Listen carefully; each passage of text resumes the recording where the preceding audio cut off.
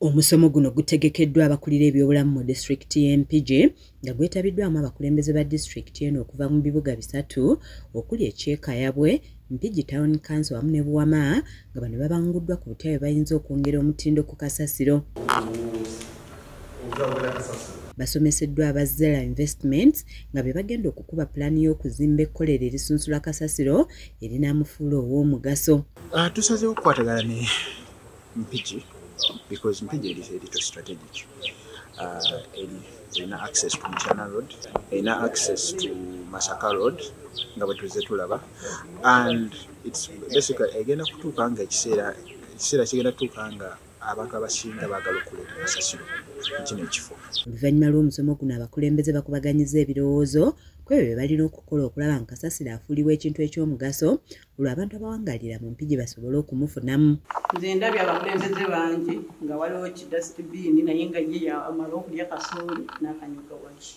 Naye ng'oli mukulembeze onaakwata otya oyo omuntu wa wansi ensobi nga naawe yemugy'okola. Nkozi Road ewabeera ababoodaboda nawo ojja kuteekawo kimu Kayabwe Taxi Park.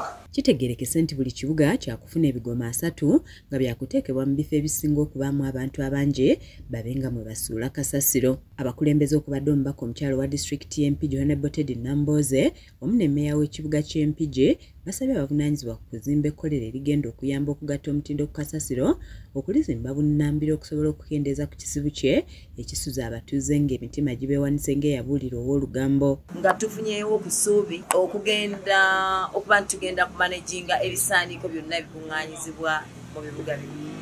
Nsanyukidde nnyo Zera Investment Limited olw'okuba nti mmwe mugenda mu butongole okumanaginga ebisaaniiko byaffe ate mubijjimu emiganyulo emirala. Ettaka tulirina nga Mpigi Town Council yiika esoba mu 12 twaziwaayo batuzimbire garbage skate nga ya mulembe tusobole okulaba nga kasasiro yenna anaaba avudde wano tumutwalira ddala direct ekakoola. Omubaka Namboze era asabye abagenda okuvunaanyizibwa ku kkolero lino okusooka okulowooza ku bantu abawangalira mu Mpigi nga bagaba emirimu. Omukulembeze wano Zera mwoyo muzze tulinamu abakyala ba single mothers, abavubuka baffe abatalina mirimu.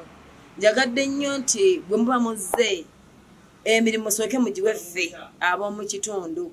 Wabula ye Mmeeya David Mutebi agamba nti wakyaliwo omulimu gw'amaanyi okusomesa abantu engeri y'okusunsulamu kasasiro nga tebannamutwala gy'akuŋŋaanyizibwa. Tulina okwongera okusomesa abantu baffe ti garbage skate eno erina portion ziri 3.